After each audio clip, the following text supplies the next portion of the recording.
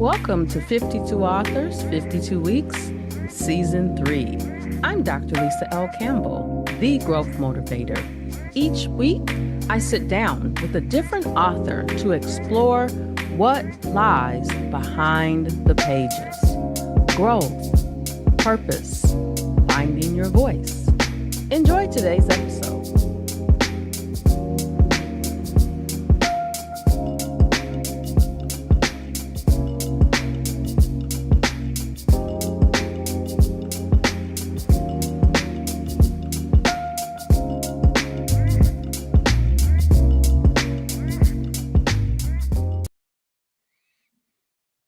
Hello, everyone. Welcome back to another amazing episode of 52 Authors, 52 Weeks.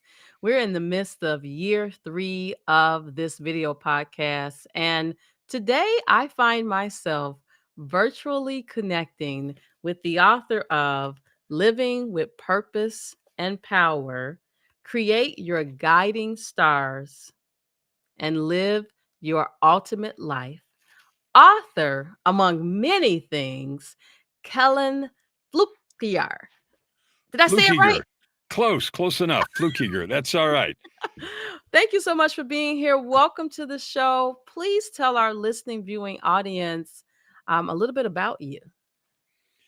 So I didn't start writing books until I was 52, which is what you just told me a little bit about. And I've written now 22, and I have 2 more planned for next year. And they all come from the same thing. They all come from a journey that started for me when I was 52, when I realized that the ladder I had been climbing and the dreams I had been chasing my whole life weren't mine. They didn't make me happy, and they had led me to various levels of disaster, from small disaster to life-threatening disaster. And I woke up one day, had a divine intervention when I was 52, and said, I'm going to just do something completely different. This isn't what I was meant to do. So I walked away from a 30-year career and started life over again. And the divine intervention was really that. It interrupted a life that looked very successful on the outside from a corporate perspective. But behind the scenes, I was a disaster with personal tragedy everywhere. And, on one side, it looked like, wow. And on the other side, it was, whoa, that sort of thing, like movie stuff. And I just started over, and I had no idea where it was going to go. But as I started healing and doing, making changes in my life, I realized all the experiences and learning that I was doing could be valuable for others. And that's what drove me to start writing books and to begin to explore, quote, helping others, and decided eventually that was coaching. And so I now coach and with clients around the world, and I write books and music and all kinds of things that support that, because my vision this year is to help 300 million people learn their worth, identity, possibility, ownership, and sovereignty, WIPOS, and use that to create the life they want and literally live that ultimate life. It's just not some airy-fairy crap that you say. It's real. Oh my gosh, I love that. So, a couple of things. Number one, I think I mentioned to you before we started recording that October 2025, my grandfather died at the age of 104, which means he was 52 when I was born. I was 52 when he died. You were 52 when you reimagined yourself. And we're on 52 Authors, 52 Weeks. We are 52s all over the place. So what a magic number. It is. I'm going to have to see what I can do with that number, because I just have confirmation that that's our number. It is beautiful. It is. So, one of the things that I really want to explore with you today, your book centers around helping the reader live with purpose. And I believe you mentioned this. It was at age 52, when you had all of these life tragedies, that you realized that you weren't you were no longer in alignment with your purpose that for life, that the where you were was going to potentially cause you to leave this earth before you were supposed to. Yeah. So there's no question about that, and it's not an uncommon scenario. We get brought up a certain way. We get told this is success, this is what you do, this is what you chase, this is going to make you happy, and not knowing better, we buy into it. We just do that.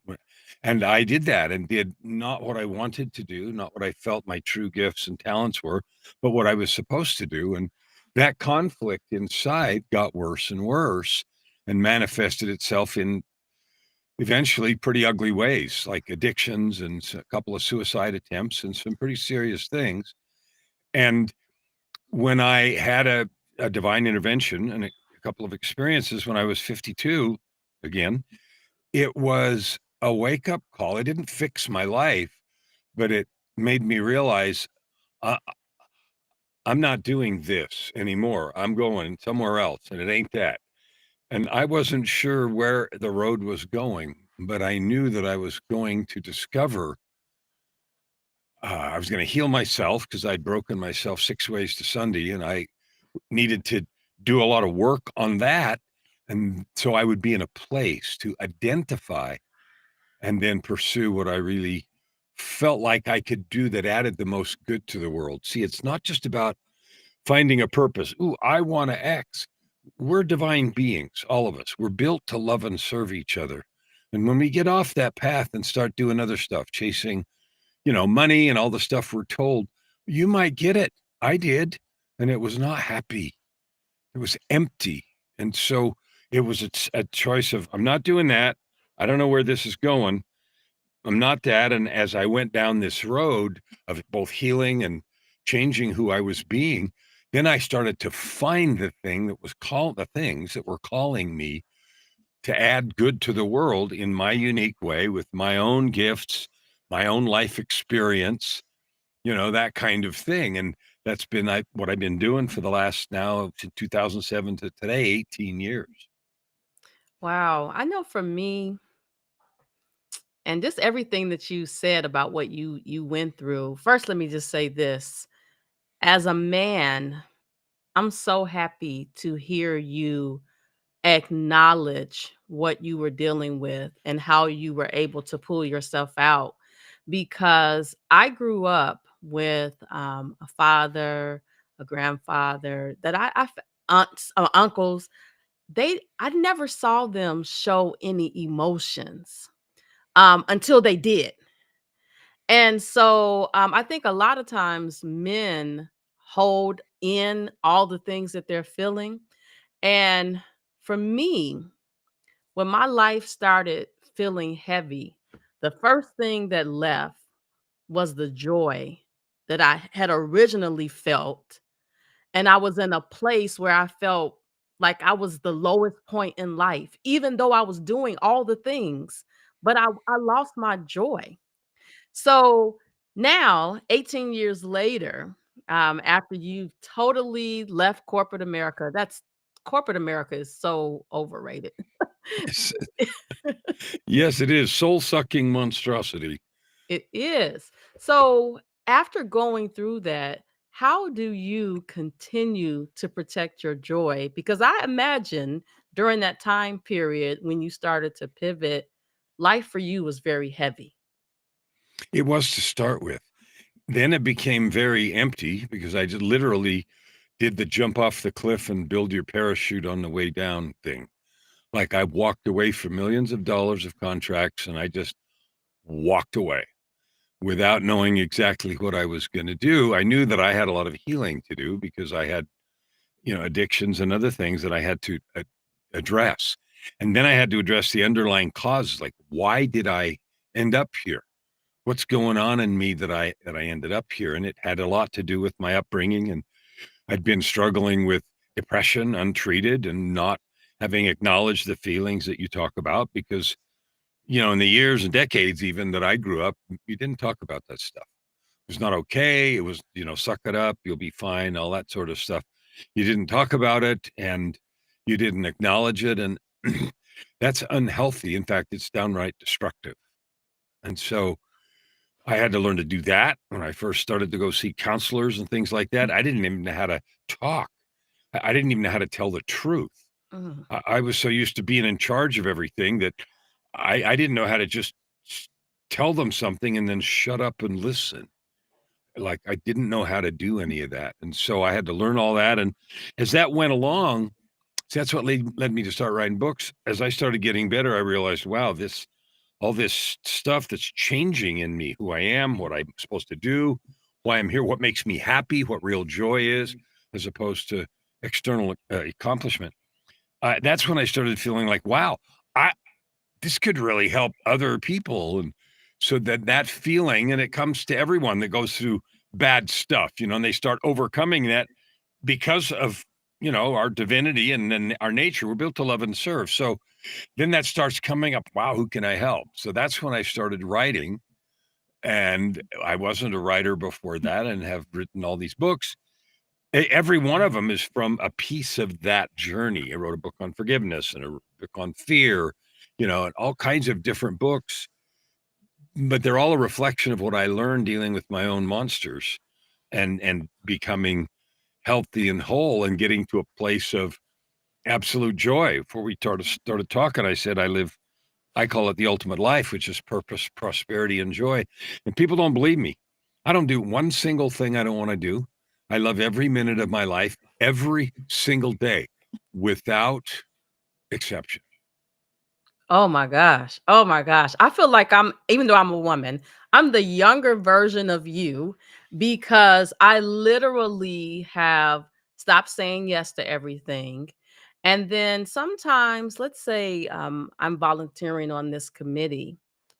If I feel myself getting to a point where I'm overwhelmed, I'm okay with saying, at this point, I need to step back because I need to take care of me. Mhm. As opposed to physically be there, but not mentally there, I remove myself so that they can move forward without me, holding them back. And a lot of people are afraid to do that. It's almost like a sign of weakness when you want to pull out from something, but it's not. It shows how strong you are. I always ask clients if they have any obligations. And if they say I do, they say, everybody says, well, of course I have obligations. And then I tell them I don't have any. And then they think I'm being silly. And it's about what words mean. If I have an obligation, I have to do this. Obligation almost always carries with it the seeds of resentment, meaning I'd rather be doing something else, but I have to do this. And so what I invite people to do is empty your calendar so there's nothing on it, and then only put the things back that you're committed to doing. And by committed, I mean you choose intentionally, joyfully to do that thing. Now you may put many of those same things back, but the idea is either either get out of it, quit doing it, or change how you think about it. Own it, lean into it, choose to do it with fierce ownership and radical excellence instead of carrying the weight of an obligation. And if you can't do that, then quit doing it. Oh my gosh. Again, we never met each other. No. But everything that you are saying speaks to A, what I believe, B, what I've been doing. And I've been really, it was tugging at me for a while about what I was supposed to do when I quit my full time job because I felt like I was being held hostage. Mhm. I realized that everything that I had gone through in life positioned me to help others achieve growth by releasing what no longer serves them. But it took me to get to a point in my life where I felt like I had lost control of everything. During that time period, I know I wasn't a nice person to my husband, right? I wasn't treating him with kindness, and everything that went wrong, I blamed him for it, when in actuality, it was me taking on all these things, thinking I needed to be superwoman when I really needed to just be with the schedule that I have today, which is I only take meetings from 12 to 5. I go to water aerobics at 10 o'clock. That's that schedule has allowed me to operate at the happiest that I've ever been my entire life, because I took control of my life so that I could live with purpose and power. Well, you held that book up, and it's funny. I didn't remember that's what we were talking about, but I put it on the top of the stack of books because I always have a stack of all my books there. And I went through them and I thought, I wonder what we're going to talk about today. And I decided that one should be on top. So there we go. Um, since 2007, these 18 years, two things have been the most important things that I've done. And the book, Living with Purpose and Power, is about those two things. One is to make a conscious um, choice and then what I call a declaration. I have a document called a PTAC, Personal Truth and Commitment document, which is simply my agreement with the universe. You don't need anyone's permission or anyone's agreement. This is what you declare that you are. And I ask people often, well, do you have some kind of a document or thing? And then they'll remember that somewhere when they went to some event somewhere or after they read some book, they wrote something. And yeah, just a minute. And they'll find, yeah, I am a conscious, loving, and they'll say some stuff, right? And then I ask them, okay, cool. If you look in the mirror and say that to yourself, does it make you weep? And then, yeah, you can tell by the silence, the answer is no. Then I'll say, if what you have declared in your document doesn't light the walls on fire and make you weep, throw it away and start over because you haven't said anything yet. So creating that kind of a declaration, a personal truth document, which is partly what that book's about. And the second thing is, okay, cool. Now you have this monster soul searing document that lights you up every time you touch it. How do you turn that into your life every day? How do you make sure that every day, every moment, every hour of your life lines up with that? And that's the second thing, which is called a daily creation process. And sometimes people call it a morning ritual or morning routine. And I don't use those words on purpose because they're too cliche. But it is an intentional process that I do every single day without skipping, no questions, where I create myself in line with the document that I wrote that needed nobody's permission and no one's agreement. And that way, every conversation I have, talking to you, talking to the others that I've taught some classes today and other, I meet every one of those things exactly as I declare myself to be all the time. So that's what the book is about. It's about what that means and how to do that for yourself. So is this process that you are referring to, is this what you mean by creating your guiding stars? Well, the guiding stars, like I have several documents now that I've created over the years, and I have nearly all of them memorized. Like it's a couple thousand words, and I recite them to myself every day as I'm stretching and working out. And I do that not to be weird and not to tick some box, but to remind me who I am, to own it one more time, to taste it, to feel it. And so those documents are your guiding stars. And the only place I've ever shared those in all the books that I've written are in that book.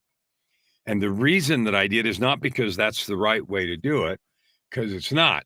It is the way I did it, but I want people to understand what I'm talking about because I talk about it in the abstract. And then when I start to quote my document to somebody and I get about halfway through one page, they're like, wow, I didn't know you meant like that. Like, wow. And that's the point. Okay, those are your guiding stars. And that's what you do every day. Because it's like, can you imagine an Olympic athlete warming up after the event? Like, why wouldn't you create yourself Well, I can't. I don't have time in the morning. So you're going to do your whole day half-assed, and then you're going to do your stuff at night. Like, what? Oh, yeah, that's real good. So, of course, it's in the morning, and that's the guiding stars. And then the daily creation process is a way, and I describe it in the book. How do you do something with yourself every morning so that you are that? You've written down who you are and what you want to be. Okay. Like, I agree. Nobody has to agree with you. If that's what you say, then so be it. But what do you do to make sure that you live true to what you have declared? And that's the daily creation process. So the daily creation process includes the guiding stars. They are the text and the substance because you wrote them. You said that. And I tell people often the most powerful words in the language are not I love you or any of that stuff. Those are beautiful. The most powerful words are because I said so. And that's all there is. And I don't mean because I said so, but I mean, thus I have spoken. I have declared. And that's all that it needs to be. Your agreement with you and your creator. Period. So this really is this self-discovery experience where you are I'm not going to say training, you're retraining your entire life. That's right. So there are so many books out there about, oh, do this at 5 a.m., the morning routine. And I have them all over here on the bookshelf. But one of the things that I realized, number one, 5 a.m., I'm still asleep.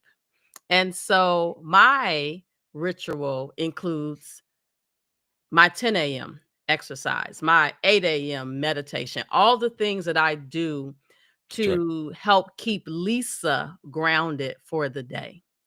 That's right. That's essentially what you're saying is you are writing what the day is going to be about. Not then the day is not going to evolve for you. You set the 100%. tone. You decide who you're going to be. And I ask people, how do you add good to the world?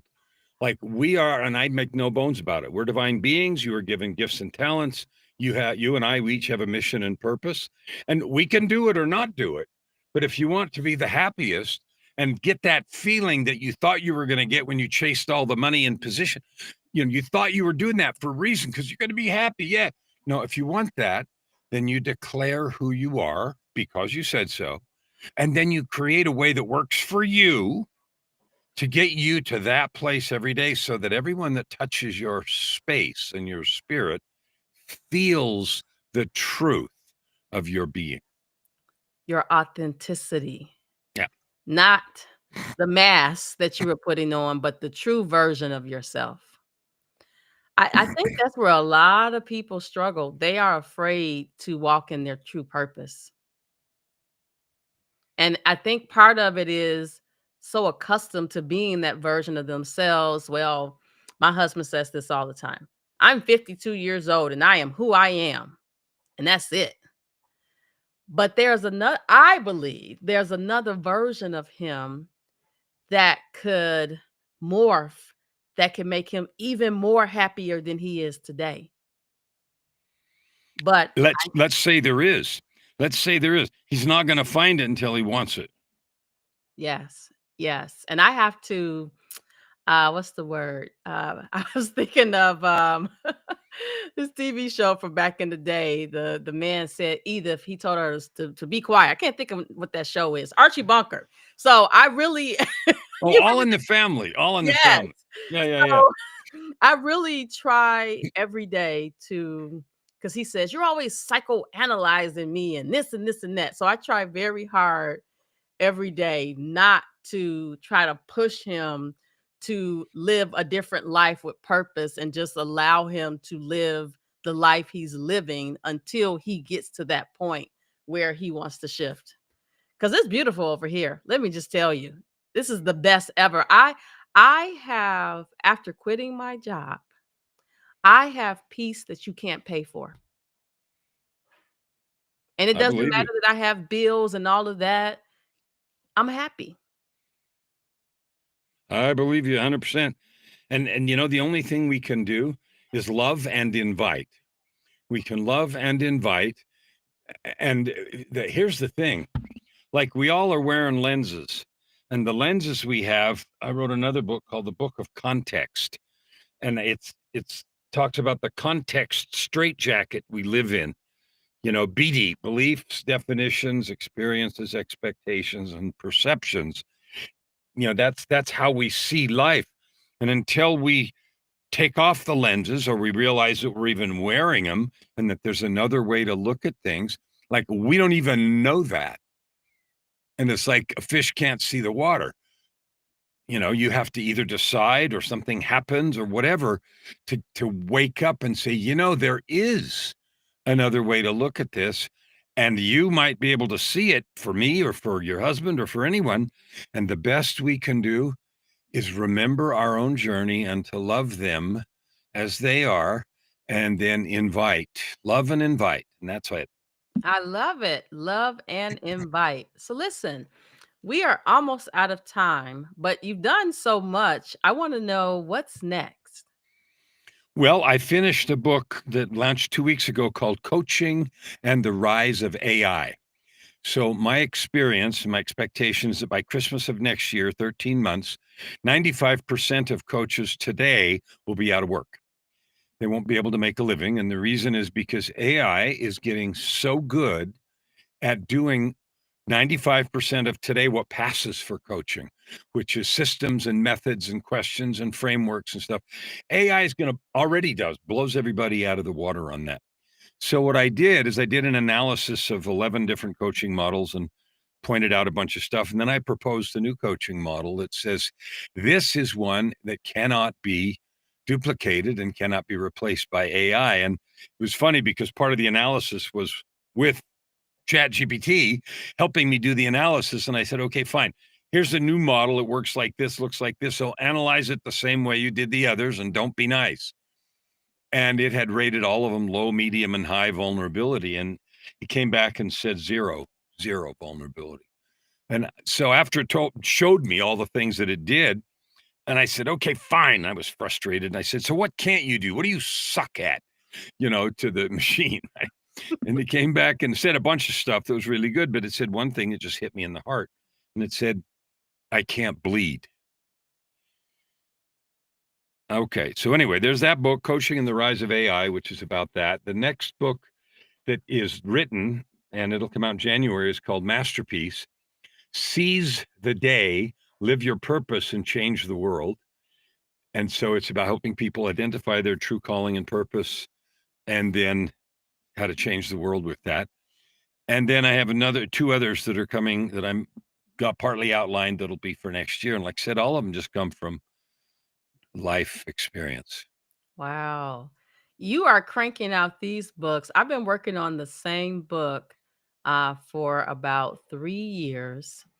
Um, but it's a book where I set out not to write a book, but to really heal and Mhm, heal myself. And in turn, I realize how it can help others heal. mhm. And so you have put some fire under me because if you can crank out all these books in a couple of months, a year or so, I need to put some fire underneath me to get this one finished next year, which is my plan. Which is my plan. I'm not trying to make it perfect, but I do want it to be impactful. That's my number one goal. The most important thing, Lisa, that I think you or me or any of us have isn't something we learn to do, which is like that thing over there. It is the story of our own becoming. Hmm. That is the most powerful, authentic, meaningful gift that we have because everything else we teach is something we learn to do. And it's like that thing over there. The story of our own becoming is our lived experience. And so that is authority, it is authentic, and it is powerful. Absolutely. Well, I definitely have to get your new book because I'm nosy, so I want to read all about the models. I'm glad that I'm not the only one that has a whole conversation, a whole relationship with ChatGPT, because I am very quick to tell ChatGPT, no, that's not what I meant. And you didn't do that right. So I'm Absolutely. like, for my $20 a month, I got a whole thing going on. Good. No, you're not the only one. I've trained Absolutely. my I got a thread called 1,000,000 words, and I didn't know what it was gonna be, but I put all my books and a bunch of podcasts and a whole bunch of stuff in there. After a while, it came back and said, yeah, that's more like 4,500,000 words." Yeah, but and so it sounds like me, it talks like me, it quotes my own books at me and all kinds of stuff. It's definitely a great companion to have, right? It's sped Uh, up a lot of n processes. no question. All right. Well, listen, we are out of time. I am so honored that I had an opportunity to meet a gentleman of your caliber. You've done so many things. I'm so um, proud of the progress that you've made and how you're living with purpose, and it you can tell it from the inside out, right? It's not just something that you are writing about, it's something that shows, and that makes a big difference. I wonder what the corporate version of you looked like. Probably very and very like I was really good at what I did, but, it's really embarrassing to think about some of the things that I did and who I was at the time. So, you wouldn't recognize me 20 years ago. 20 years ago was a completely different person. Well, I'm happy for the person that you have become and becoming, because I know that you're not done yet. It's going to be 10 years from now. I'm going to be like, I interviewed him in 2026 for 52 authors, 52 weeks. And for me, this journey has been so rewarding because I get to meet all of you, hear your stories. We get to tell the world that whatever they're going through, they're not alone, but we have some resources to help you navigate whatever it is that you're dealing with. Absolutely.